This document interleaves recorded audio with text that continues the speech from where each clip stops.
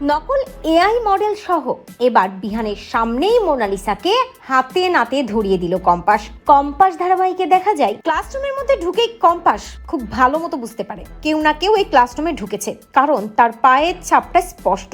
কম্পাসের যথেষ্ট সন্দেহ হয়, ভাবতে থাকে কে ঢুকতে পারে।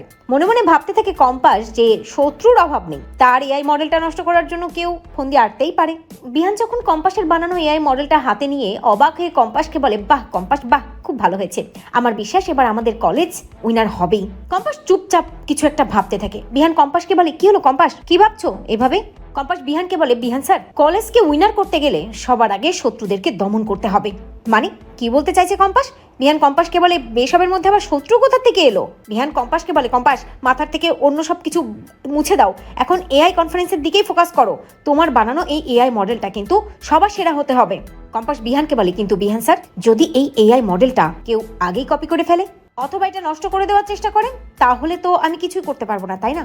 আমার মনে হয় এই রুমে কেউ ঢুকেছিল, কিন্তু কে ঢুকেছিল সেটা আমি বুঝতে পারছি না। কম্পাস এই কথাগুলো ফিস করে বলে এবং মেঘমালা বিহান এদেরকে চোখের ইশারা করে বলে যে চুপ, একদম চুপ, যদি কেউ এই ঘরের মধ্যে লুকিয়ে থাকে তাহলে সে বের হবেই। এবার আমি এমন ভাবে ফাঁদ পাতবো না যে কেউ লুকিয়ে থাকলে তাকে তো বাইরে বেরিয়ে আসতেই হবে। কম্পাস মনে মনে ভাবে, মোনা ম্যাডাম, যদি সত্যিই তুমি হয়ে থাকো, তুমি যদি সত্যিই এই ঘরে লুকিয়ে থাকো, তাহলে তুমি এখন নিজেই বের হবে বিহান স্যারের সামনে, আমার আর কিছু করাই লাগবে না। এই বলেই কম্পাস ধীরে ধীরে ওই বুক সেলফের দিকে এগিয়ে যেতে থাকে, আর মোনা ওখানেই লুকিয়ে থাকে, ভাবতে থাকে যে কম্পাস টেরও পায়নি সে ভেতরে আছে। অন্যদিকে কম্পাস আরশোলা বলে চিৎকার করতে থাকে, যেটা শুনে মোনালিসা ভয় পেয়ে যায় এবং কম্পাস আরশোলা বলে চিৎকার করায় মোনালিসা ভয় পেয়ে চিৎকার করে বলে, কোথায় কোথায় আরশোলা, আমাকে বাঁচাও বিহান, আমাকে বাঁচাও। এই বলি ব্রিফকেস নিয়ে নিজেই ওই কোণা থেকে বেরিয়ে আসে মোনালিসা। মোনালিসাকে অন্ধকার ঘরে দেখে চমকে যায় বিহান, অবাক হয়ে বলে, এ কি মোনালিসা, এত রাতে তুমি এই ক্লাসরুমে কি করছো তুমি, আর তোমার হাতে কি ওটা? মোনা ভয় পেয়ে যায়, ওটা লুকিয়ে ফেলে, কিন্তু কোনো লাভ হয় না। কম্পাস মোনাকে গিয়ে বলে, মোনা তুমি ধরা পড়ে গেছো, দেখি তোমার হাতে ওটা কি।